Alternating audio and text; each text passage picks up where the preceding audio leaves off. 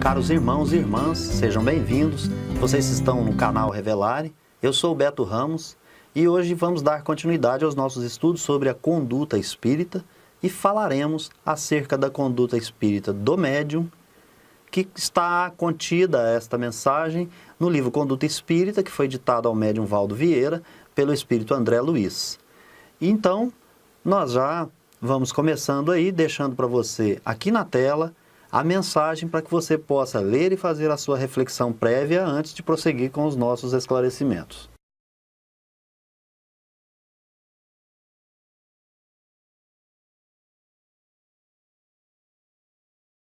Após, então, você fazer aí a sua leitura, nós vamos passando para o tema mediunidade. É que é impossível falarmos acerca da conduta do médium sem primeiramente abordar esse tema mediunidade. E iniciamos por sua definição. Chamamos aqui então, para nos auxiliar nessa definição, o benfeitor Emmanuel, que na questão 382 do livro O Consolador, que foi recebido pela mediunidade de Chico Xavier, nos esclarece que a mediunidade é luz derramada sobre a carne, aquela que foi prometida por Jesus e está atualmente em curso na Terra. Também nos ensina que se trata de um atributo do espírito, um patrimônio da alma imortal e um elemento renovador, que ela deve estar ligada aos princípios evangélicos na sua trajetória pela face do mundo.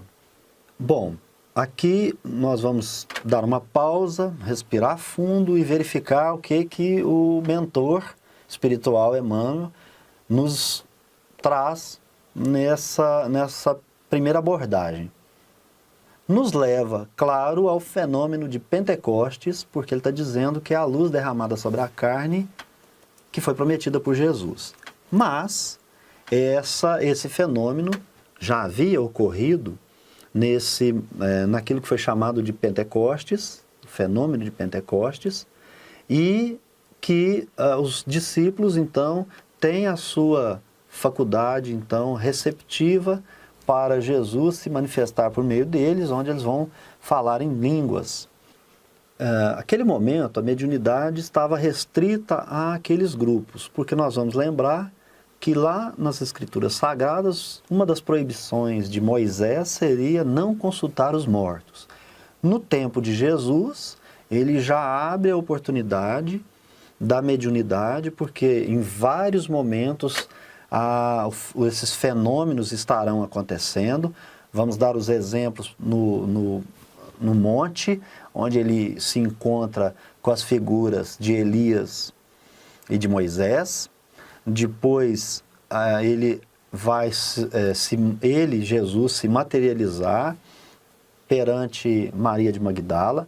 Depois Jesus irá se materializar já com uma outra forma, porque ele não é distinguido num primeiro momento. Então parece que ele não está na forma de Jesus, ele já está numa outra forma. E ele vai conversar com os seus discípulos, eles o conhecerão quando ele parte o pão e distribui.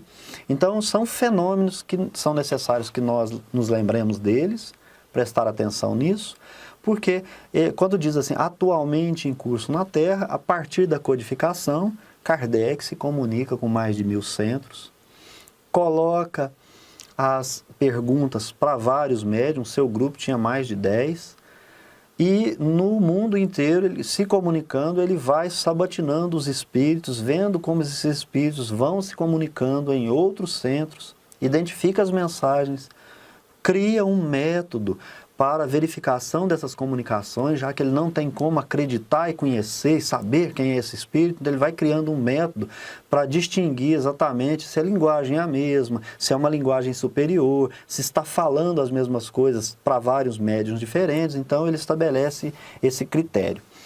Quando isso passa então a ser um fenômeno universal, é o que Emmanuel está dizendo atualmente em curso na Terra, então numa determinada localidade só não, em toda a Terra. Vamos encontrar aí então uma diversidade de companheiros médiuns. Outro detalhe é que Emmanuel nos ensina que vai se tratar de um atributo do espírito.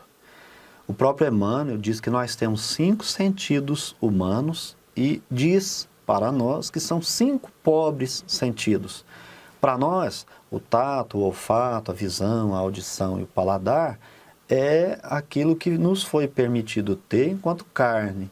Já o atributo mediunidade é faculdade do espírito e é um patrimônio imortal do próprio espírito.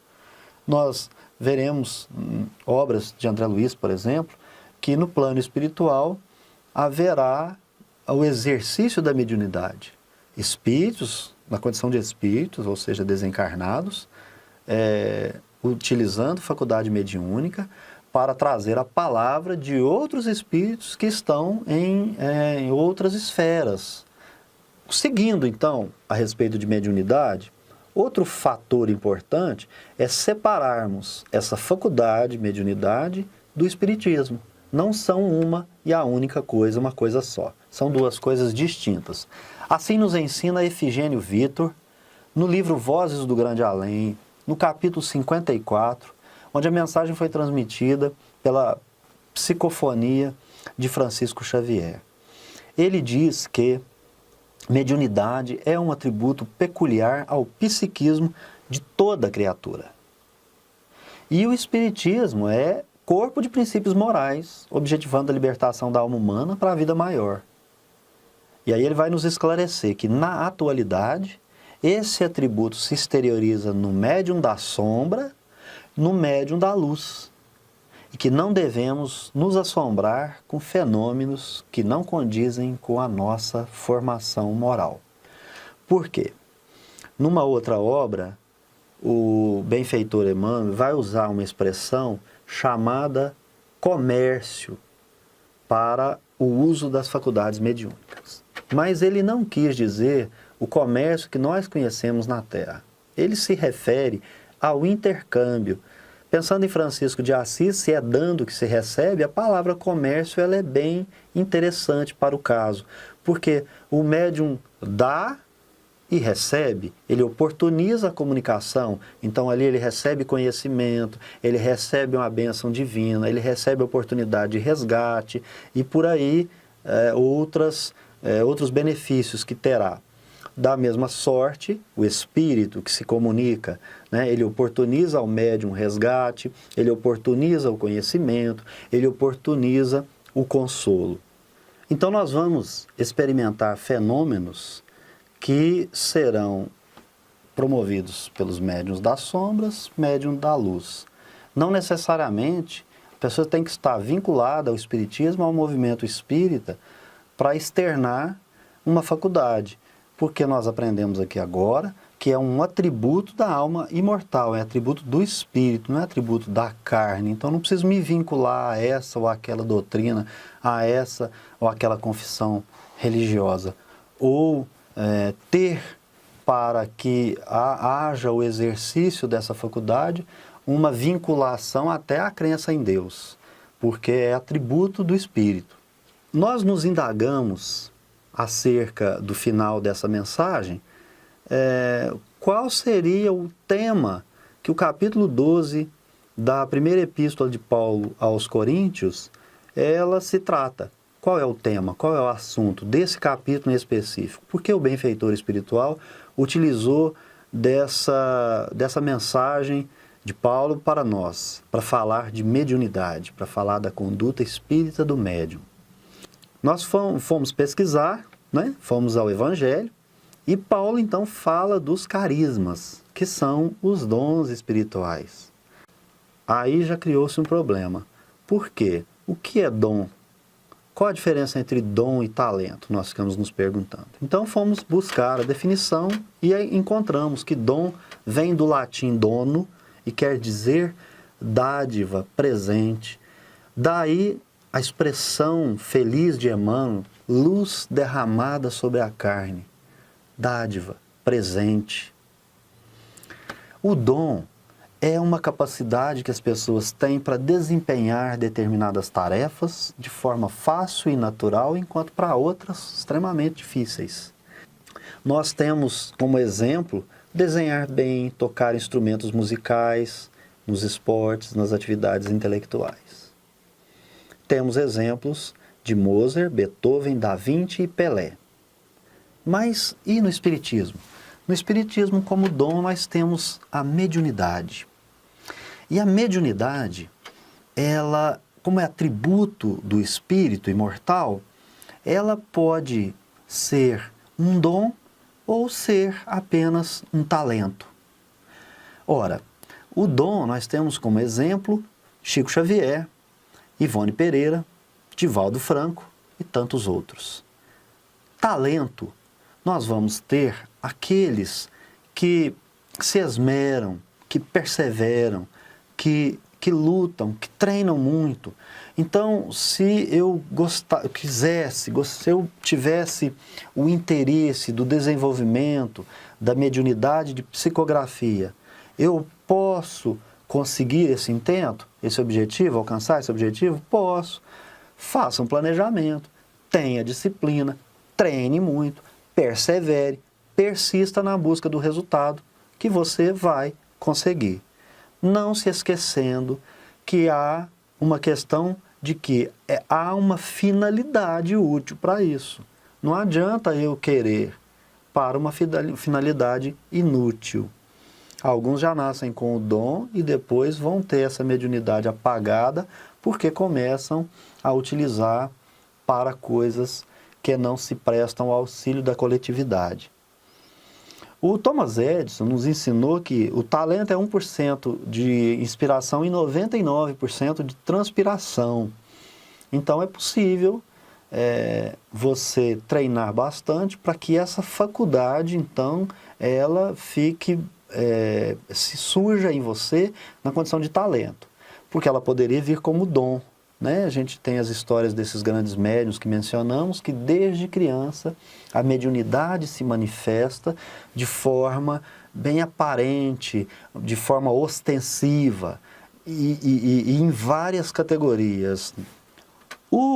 Necessariamente, a epístola de Paulo aos Coríntios, nesse capítulo, ela trata como carismas. A palavra que você vai encontrar aí é carismas, que são os dons espirituais. O Paulo, então, ele elenca uma série de dons.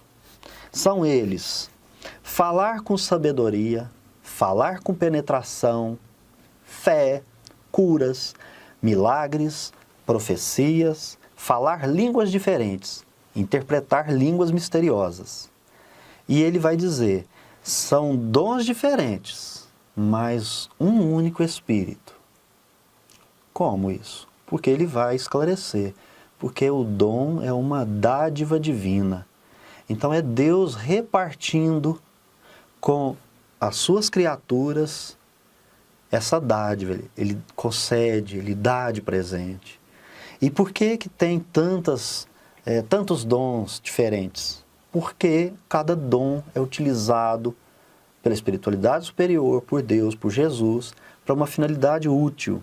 A mediunidade, ela não é uma faculdade para que nós pudéssemos usar para um deleite. Quando nós aqui falamos a respeito do deleite, é no sentido de você utilizar para um benefício próprio, egoísta e sem finalidade do bem coletivo. Diz Paulo, ainda que eu fale todas as línguas humanas e dos anjos, se não tenho amor, sou um metal estridente e um símbolo que tine.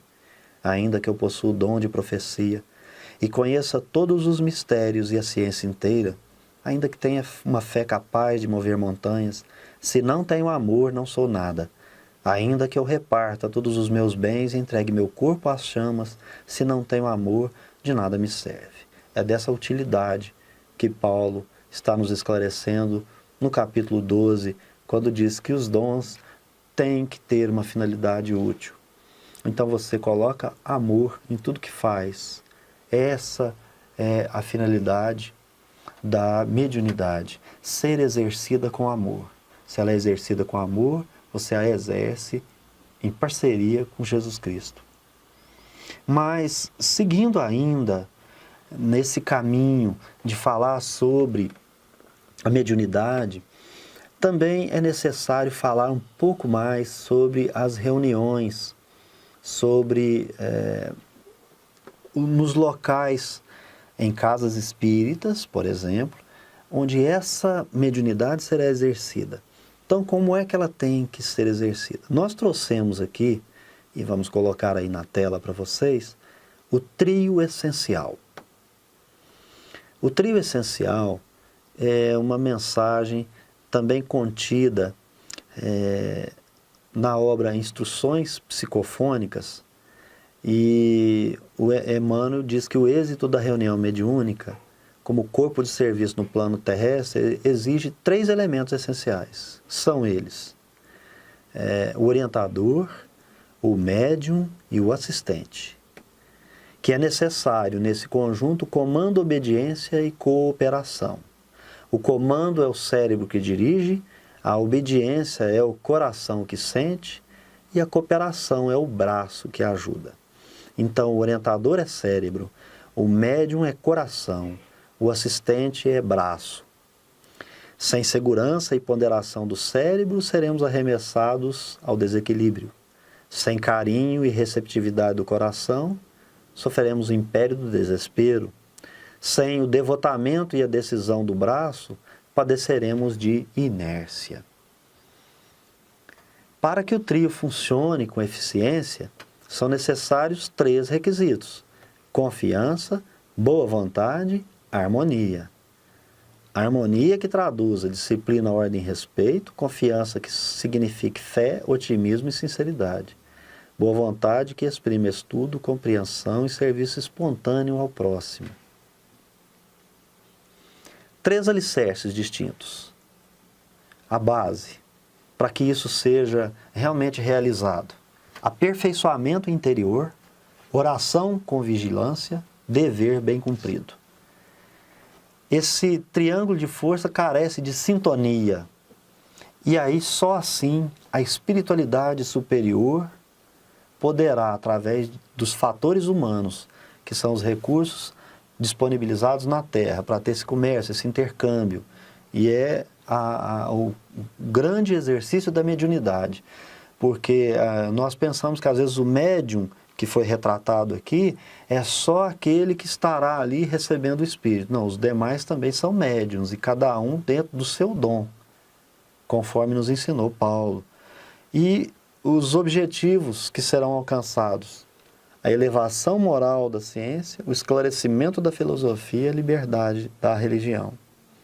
Porque com a ciência dignificada, não trairemos no mundo o ritmo do progresso. A filosofia enobrecida, clareamos os horizontes da alma. E com a religião liberta dos grilhões que lhe encadeiam o espírito glorioso às trevas da discórdia e do fanatismo, poderemos distender o socorro e a beneficência, a fraternidade e a educação. André Luiz resumiu tudo isso com aquela frase de Paulo no versículo 7 do capítulo 12, né? Da finalidade útil da mediunidade. E se nós nos reunirmos nessas bases, sob a inspiração do Cristo, nosso Mestre Senhor, as nossas reuniões mediúnicas serão sempre um santuário de caridade, um celeiro de luz. Aí alguns vão indagar: bom, então tá bom, eu frequento as reuniões e lá nós recebemos os guias, tudo muito tranquilo.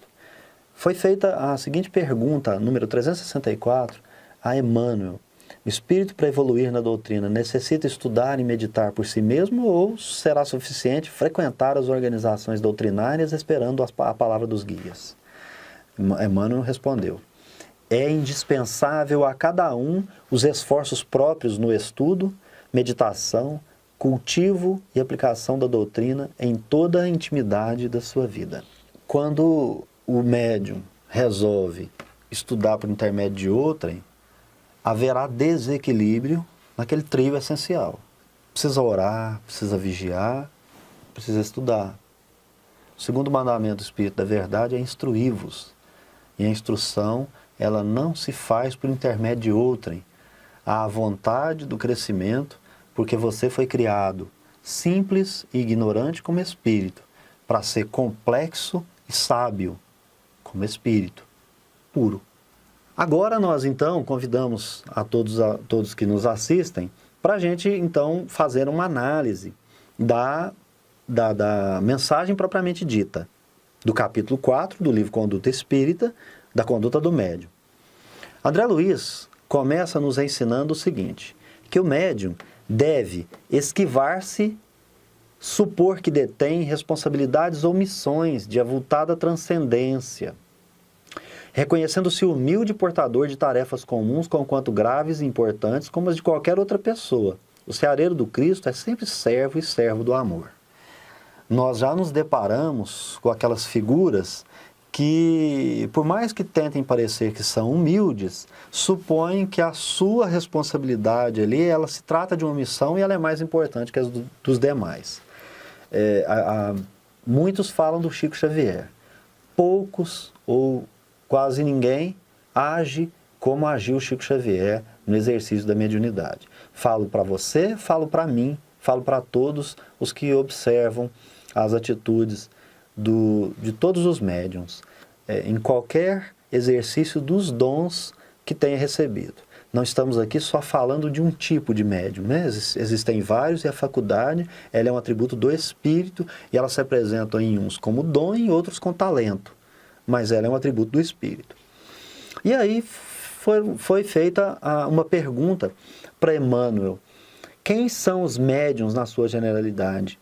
Emmanuel respondeu assim: almas que fracassaram desastradamente, que contrariaram sobremaneira o curso das leis divinas e que resgatam, sob o peso de severos compromissos e ilimitadas responsabilidades, o passado obscuro e delituoso. O seu pretérito muitas vezes se encontra enodado de graves deslizes e de erros clamorosos. Se encontra essa mensagem no Doutrinando a Fé, capítulo 11, Mensagem aos Médiuns. O que nós colocamos aí como número 2, no horário disponível entre as obrigações familiares e o trabalho que lhe garante a subsistência, vencer os imprevistos que lhe possam impedir o comparecimento às sessões, tais como visitas inesperadas, fenômenos climatéricos e outros motivos, sustentando lealdade ao próprio dever. Sem a euforia íntima, não há exercício mediúnico produtivo. Nós fomos buscar no livro Desobsessão, que foi ditado a Valdo Vieira por André Luiz, e que o benfeitor espiritual ele trabalha esse assunto em diversas categorias, diversas situações, de um modo mais peculiar. E ele trata desse mesmo tema com relação ao assunto desobsessão. E para nós aqui, nós fizemos uma pesquisa para buscar as respostas também nessa obra. Ele vai dizer o seguinte: para os impedimentos naturais, ser previdente, coisa simples, né? Ser previdente, ter a mão agasalho, ter apetrechos necessários, enfrentar os desafios conscientes das obrigações que lhe competem. Que a gente não precisa comentar. São os cuidados que a gente tem com as nossas obrigações. Um agasalhozinho no carro, ou quando se você não tiver a condição, né? Mas você ter sempre ali à mão, esperando haver o transtorno, o impedimento natural, né? Tem sol, mas pode ter chuva. Às pessoas, ele deve esclarecer o assunto delicadamente. Então, primeiro os imprevistos climatéricos, né? E aqueles outros que é relacionado com pessoas que podem te conter a sua ida para a sua obrigação. Então, a reunião é importante, depende de você, as pessoas não vão imaginar que você possa não ir.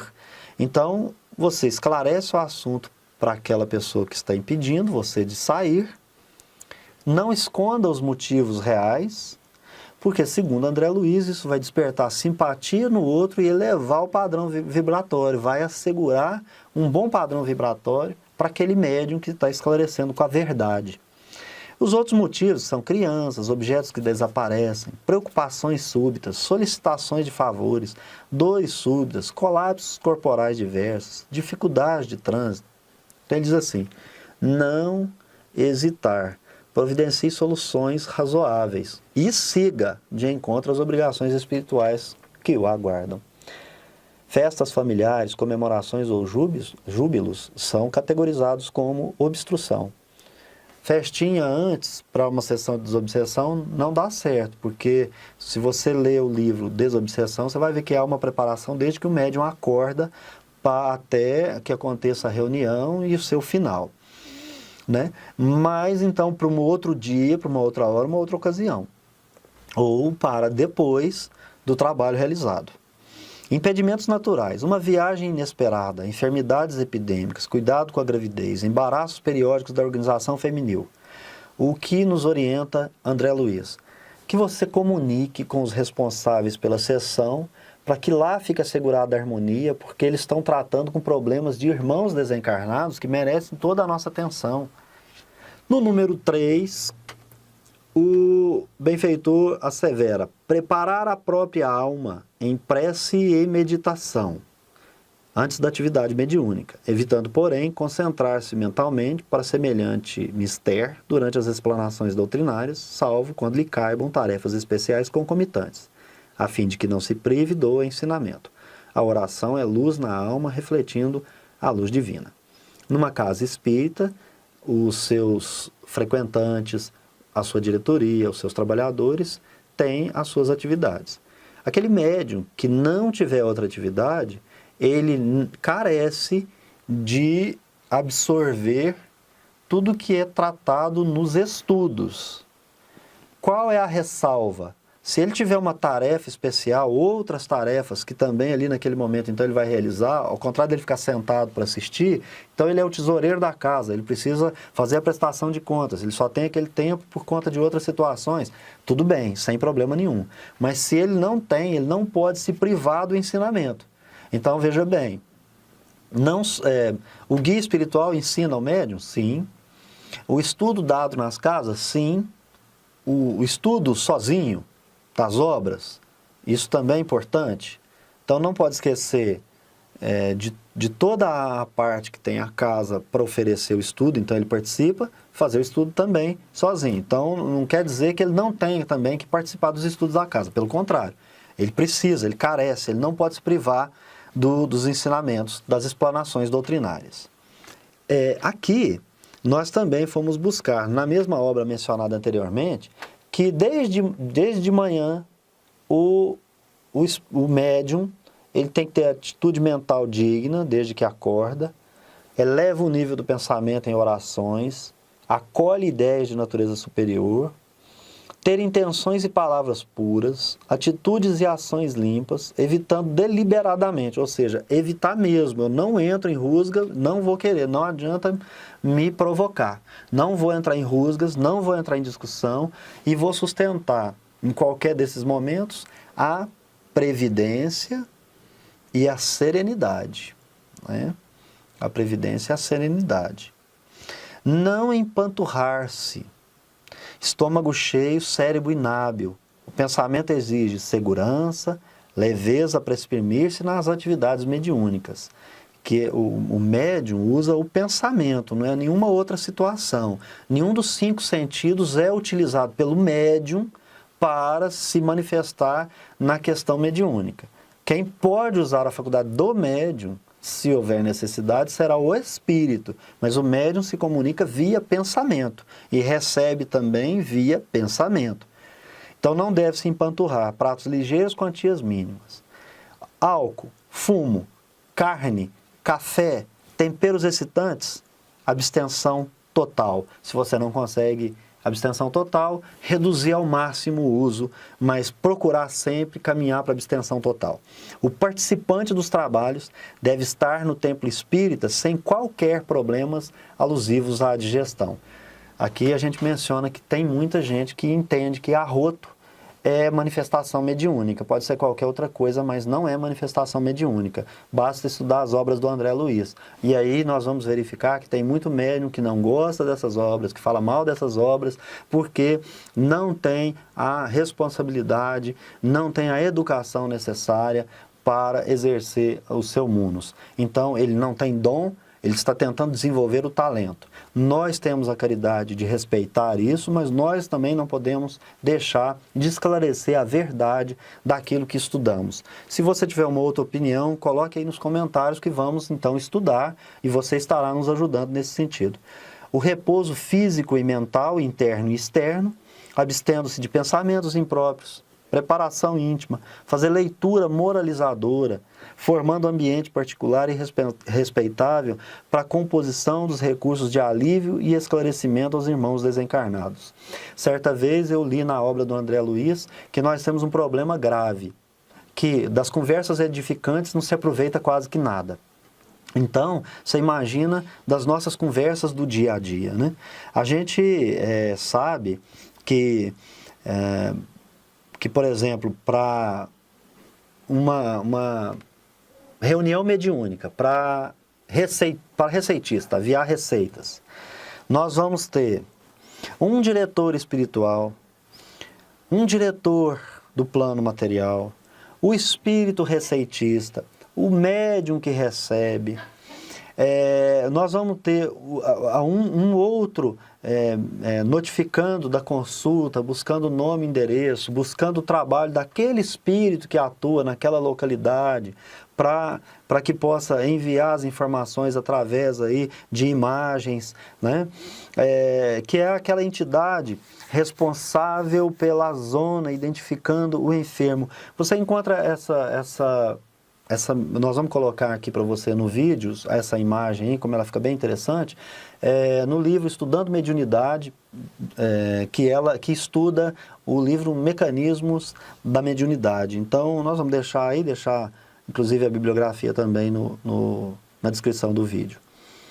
No número 4, André Luiz esclarece que faz parte da conduta do médium. Ele deve controlar as manifestações mediúnicas que veicula, reprimindo quanto possível respiração ofegante, gemidos, gritos, contorções, batimento de mãos e pés ou quaisquer gestos violentos.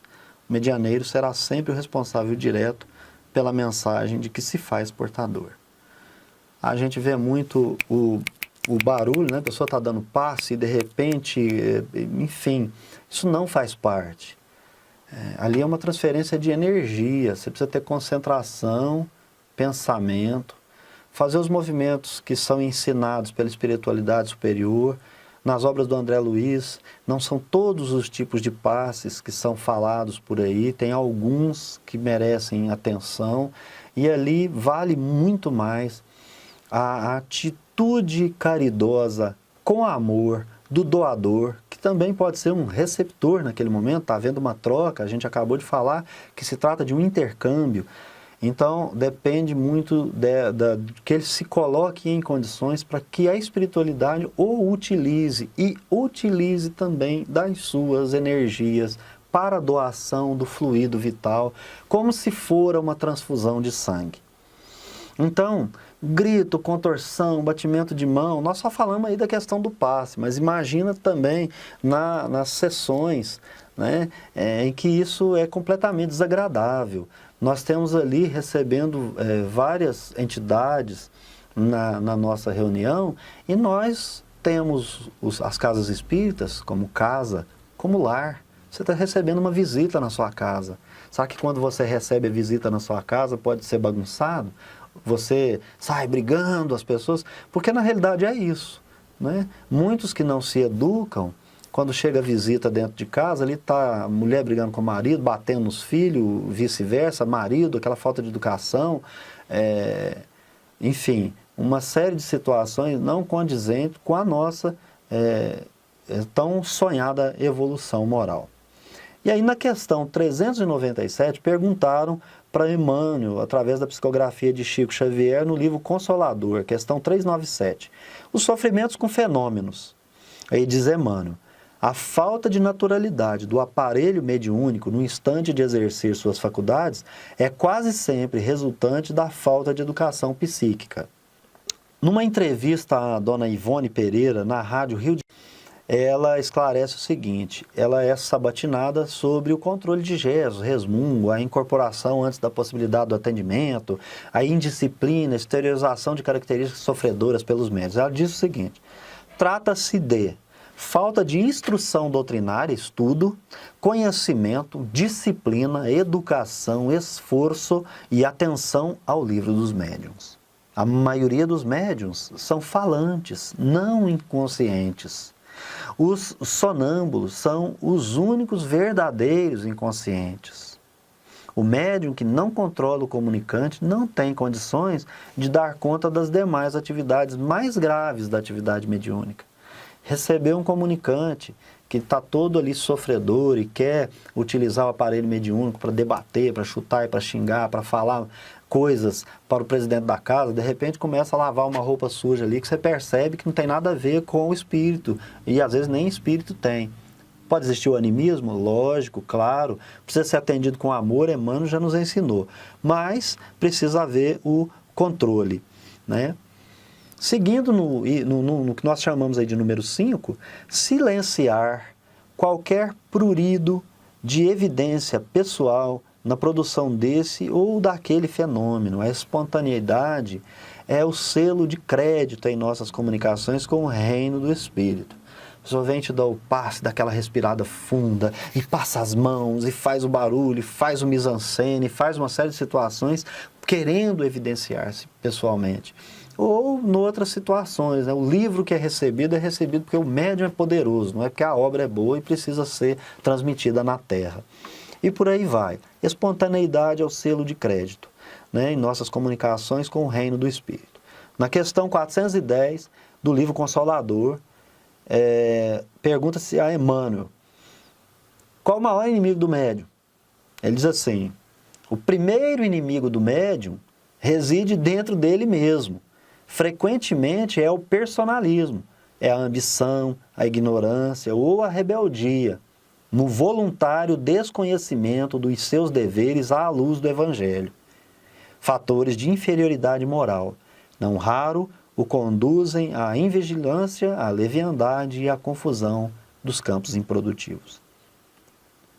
Emmanuel já havia nos ensinado que para exercer mediunidade, quando perguntaram para ele, inicialmente, ele vai esclarecer que precisa ser exercida com o Evangelho, com os princípios evangélicos. Esse é que norteia. Saiu disso, a mediunidade, ela não tem finalidade útil. Qual o grande problema dos médiuns? Isso está também em Vozes do Grande Além, no capítulo 54, por Efigênio Vitor, Psicofonia de Francisco Cândido Xavier. O grande problema dos médiuns é sustentar boas companhias espirituais em caráter permanente. Então, às vezes, é um médium que tem toda a possibilidade de ser um grande benfeitor encarnado para poder auxiliar sofredores e nos auxiliar também aqui na Terra por meio dos seus ensinamentos, por meio das mensagens, das comunicações, por uma série de situações para poder auxiliar a coletividade. Mas se ele não tem boas companhias, aqui na Terra a gente diz assim: me diga com quem tu andas que eu direi quem tu és. Em mediunidade e sintonia a gente consegue extraí-la de dentro, né? Me diga o que você está pensando que eu te direi onde o seu espírito está. São muito raras as criaturas encarnadas ou desencarnadas que consigam manter contato permanente com a orientação superior. É muito fácil acomodar-se no convívio das inteligências inferiores. É muito difícil acompanhar os serviços da verdade e do amor. Espíritos superiores procuram a comunhão com Cristo e se confiam intrépidas e humildes ao apostolado da renúncia. Aquele que não tem capacidade de renúncia não tem como produzir algo útil, ou pode até produzir por esforço dos espíritos alguma coisa que se preste por algum tempo, mas não todo o tempo. Agora a questão do proveito material das produções. Mesmo indiretamente, não retirar proveito material das produções que obtenha. Não há serviço santificante na mediunidade vinculada a interesses inferiores. Essa é a mediunidade das trevas, mediunidade das sombras. Ela não é a mediunidade exercida com Jesus. Aceitar remuneração financeira no exercício da mediunidade. Foi uma pergunta enviada a Emmanuel, pergunta 402, no livro O Consolador também. Diz o benfeitor que a remuneração financeira estabelece um comércio criminoso, do qual o médium deverá esperar no futuro os resgates mais dolorosos. A mediunidade não é ofício no mundo, não é um trabalho no mundo. A mediunidade não pertence à terra, é um atributo imortal, perdão, um atributo do espírito imortal. Ela não é uma faculdade exercida pelos nossos pobres 5 sentidos. Então ela não faz parte das profissões, não é um ofício. Então não merece remuneração alguma, porque é dom de Deus, é dádiva. E tudo que você recebeu de graça, você deve dar de graça. Os espíritos esclarecidos, na verdade no bem, conhecem mais que os seus irmãos da carne as necessidades de seus intermediários.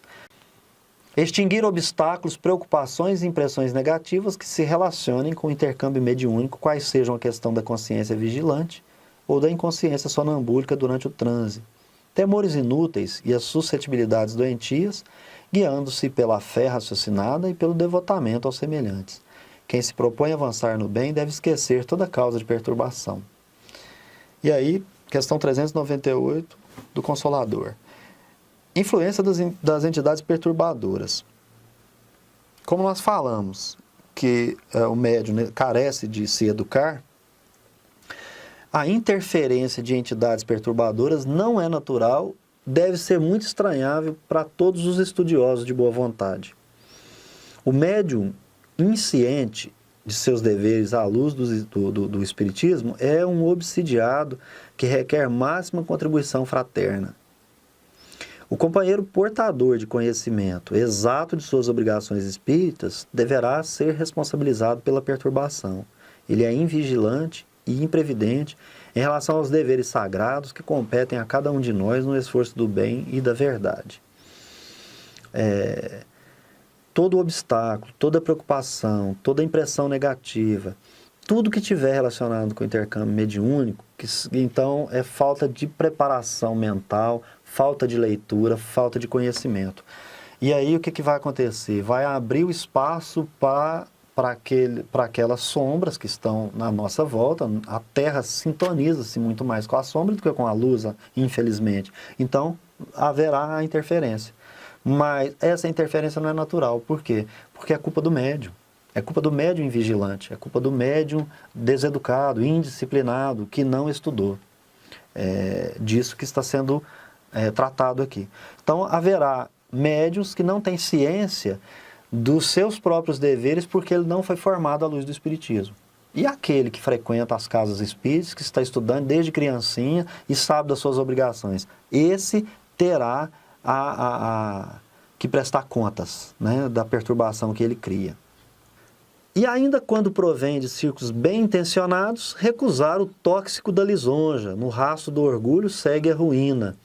Nós vamos encontrar Chico Xavier, sempre que beijam a mão dele, ele beija a mão das pessoas. Sempre que ele tem uma possibilidade de devolver com mais humildade, com mais caridade, ele afasta a lisonja, porque é fácil da gente encontrar. Ou é muito ruim, ou é muito bom, né? Ou é endeusamento total, ou é endemoniamento total. Então, nem uma coisa nem outra. E aí, na questão 409, fala do médium sincero. Né? Médium bem intencionado, aquele que recusa o tóxico da lisonja, que afasta o orgulho, que não quer a sua própria ruína. Então ele é o médium sincero. Então antes de cogitar, de doutrinar um espírito ou um outro companheiro na Terra, esse médium sincero primeiro ilumina a si mesmo pelo conhecimento, cumpre os seus deveres elevados e se esforça para assimilar perfeitamente os princípios doutrinários. Olha como é que Emmanuel, mesmo quando você tem uma questão que às vezes está um pouco mais longe, outra mais perto, ali dentro do livro que você está utilizando, ou às vezes em obras diferentes, né? Porque a mediunidade do Chico Xavier, toda ela é coordenada por esse benfeitor espiritual, que todos os comunicantes vão se dirigindo, convergindo para mesmos princípios, né? Para sempre nos trazer assim, algo de coesão. Ele está sempre junto com Kardec e com Jesus.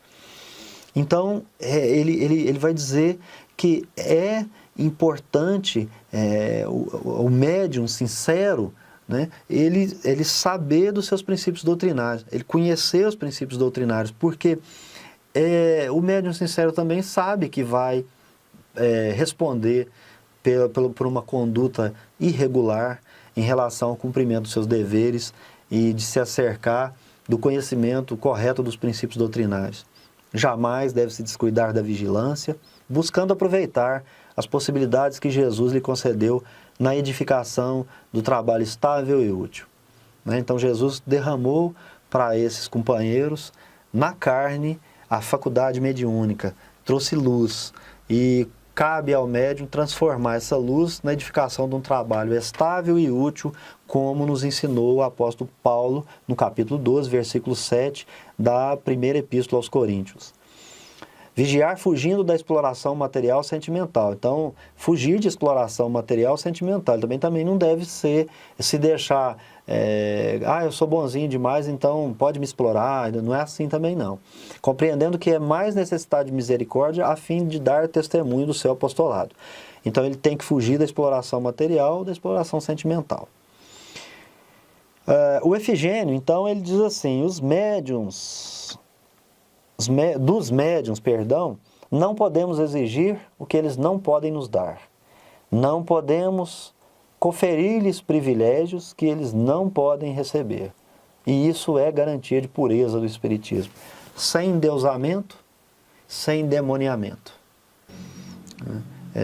É um ser humano como outro qualquer, sujeito a todas as vicissitudes que todos nós estamos sujeitos. Estamos aqui na Terra para evoluirmos juntos no passo do mais lento. Concluindo, fugir aos perigos que ameaçam a mediunidade, como sejam ambição, ausência de autocrítica, falta de perseverança no bem e vaidade, com que se julga invulnerável. O medianeiro carrega consigo os maiores inimigos de si próprio, que nós já falamos em outra ocasião. Então, fugir dos perigos que ameaçam a mediunidade. Erasto, no capítulo 20, item 230 do Livro dos Médiuns, ele vai falar sobre melhor será repelir 10 verdades do que admitir uma única mentira, uma só teoria falsa. Mas nós estamos vendo médiuns recebendo a mensagem e já levando para a editora para publicar o livro. Na questão 410, inimigo do médium ainda, movimentar as energias íntimas pelo estudo, pelo cultivo da humildade, pela boa vontade, com melhor esforço de autoeducação, a claridade do Evangelho. Então, como é que eu afasto o inimigo do médium? Emmanuel diz que o maior inimigo do médium reside dentro dele mesmo. Aqui, ausência de autocrítica, ambição, falta de perseverar no bem, é ele mesmo. A vaidade, o orgulho, falta de querer ouvir os irmãos que estão ali te auxiliando, de alguma forma, e a ação do médium, todo momento, orar e vigiar, movimentar as energias íntimas pelo estudo. Então, é do começo ao final. Eu fico espantado com as obras que nós vamos lendo, que a todo instante nos advertem da obrigação do estudo.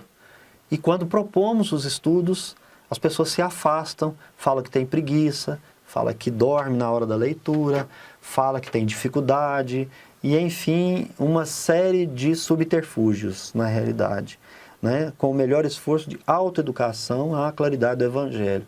E quando há o estudo, que nós queremos também dizer, olha, Kardec nos advertiu que deve-se estudar as Escrituras à luz do Espiritismo.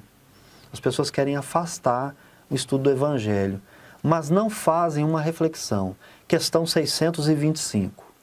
Como é que eu vou usar Jesus como modelo e guia se eu não utilizo a sua história? E para nós, os elementos que evidenciam a sua história, a sua passagem pela Terra, estão registrados nos Evangelhos. Então eu tenho obrigação de conhecer o Evangelho se o meu modelo é Jesus. Porque como é que eu vou seguir Jesus? É pela intuição? Não, como é que Jesus faria? Eu preciso saber como é que Jesus faria, mas não pensando como Jesus faria, não, porque eu preciso conhecer a história e ver, porque Jesus deixou claro como ele fazia, com a cura. Então, por exemplo, Jesus ia curar alguém, ou ia oferecer pão. Ele falou assim, então, vocês todos precisam ser espírita, frequentar a casa espírita, nós temos estudo segunda, tal, venha na evangelização, traga seus filhos. Não, mas a gente vê isso em alguns locais. Para dar uma cesta básica tem um requisito violento. Não estou dizendo que está errado, eu respeito as opiniões divergentes. Estou dizendo que é para a gente analisar Jesus. Jesus não fazia comércio daquilo que ele ofertava. A cura era espontânea. A única coisa que ele pedia era para a pessoa ir e não pecar mais, né? E ele nunca disse, eu te curei. Ele dizia, a sua fé te curou. Repetindo para vocês,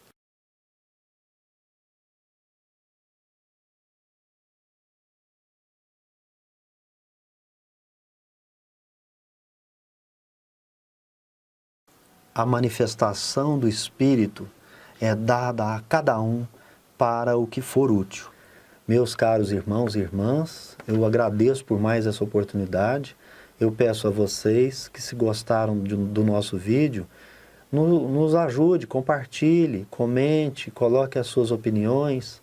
Então, nós te agradecemos, fique com Deus, um grande abraço, Revelare religiosidade e espiritualidade.